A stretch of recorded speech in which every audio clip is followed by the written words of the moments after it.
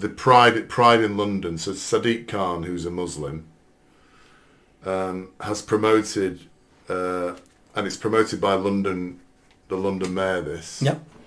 There's a poster currently in London. I think you've seen a copy of it, yep. and it's basically a young woman who's had her breasts removed, yep. exposing her entire torso, yep. exposing the scars yep. on her torso, and it says something like "pronouns are us." I don't know what it says. But what I find very upsetting about this is a picture of a child or a girl who has been mutilated yep. on public display by the Mayor of London, and you know this whole thing, the whole interesting. We'll talk about Fox and Father later, but Calvin Robinson and Lawrence Fox referred to the trans activist lobby as child mutilators. You know, which is essentially what they are. Yep. What they are promoting is mutilation of children. But now we've reached a point where a mutilated child, and she's a young woman now, yeah. Is on display on a poster unashamedly in the middle of London.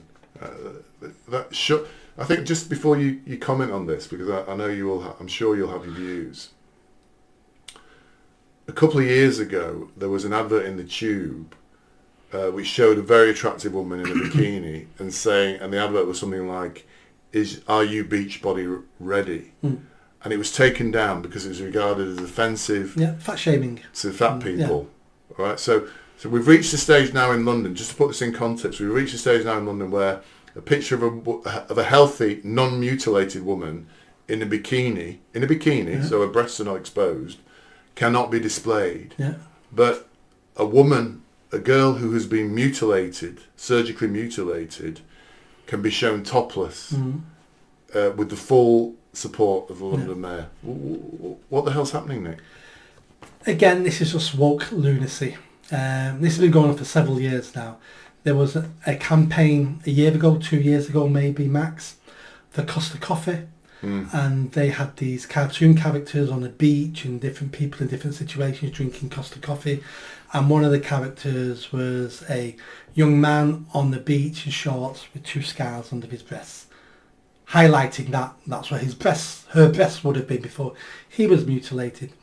So the trans thing is become extremely trendy and is seen as a lifestyle choice. So who are we to tell people they shouldn't have this done? We celebrate disabled people with amputees. We have them in advertisements. We have disabled people in wheelchairs in advertisements. Why can't we have a trans young man in an advertisement? And that's the logic of where they... Yeah, but they're two very, very different things. Somebody in a wheelchair or an amputee is not there as they volunteered to have their leg amputated or volunteered to be disabled or whatever. They are there not through choice, but through circumstance and fate or whatever. This is a picture of a woman who has chosen to be, has been where a doctor has chosen to mutilate a young woman, knowing she's perfectly healthy, and done that, and then they're displaying this, overtly displaying this as a great thing because that's what they believe. They believe it's a great thing, a good thing. It's a liberating thing. It was 10 years ago we started getting women who'd had the breasts removed, but removed for cancer, showing off their scars. Yeah, because they were saying that's liberating. So all these trendy things we've done breaks down social norms a little bit more, and then we end up where we end up. These things don't happen overnight. These are small little changes over decades. Yeah, that's a very interesting point. I do remember those adverts where women who'd had breast cancer would be showing their scar, which in a way... Why do we want to see women's scars? No, I think you and I have touched on this before. There's a word, isn't there, decorum, you and I talk about. There's a level of decorum required in life.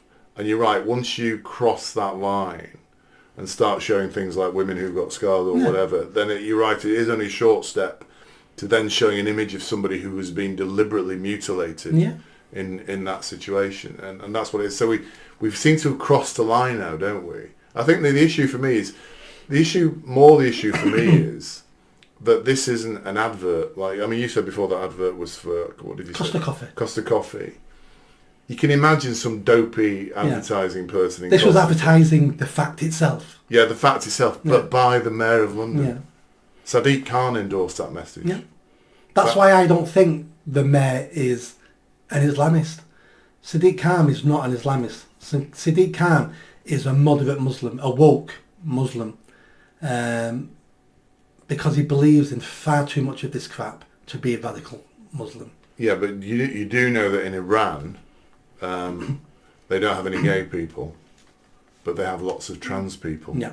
Because what's acceptable in Iran, which is an extreme, we believe, I'm going to be careful, I'm doing the same thing we do in the UK now. I'm saying an extreme Muslim organisation, probably with little or no evidence, but which we believe to be an extreme Muslim it's a death penalty to be gay in Iran. Correct. So you're given a choice. So what you say is, I'm not gay, I'm trans.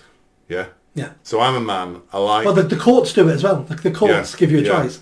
So you've been convicted of homosexuality, it's death penalty, or you can transition to a woman. And it's like... not much of a choice, is there? They shouldn't be stoned to death or hung to death. Yes. So Iran has the second largest population of trans women in the world. Yeah. Only slightly behind Thailand. So why wouldn't Sadiq Khan then support that? Well, it's not just that. He supports the LGBT. He supports all the woke nonsense. He's not. He's not a radical. He's never shown me he's a radical Islamist. No.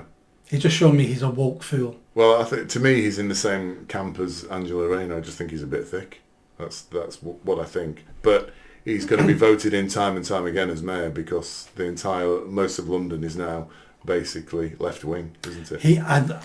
There's a very good chance he won't win next time because Labour will be in government. Yes, that's true.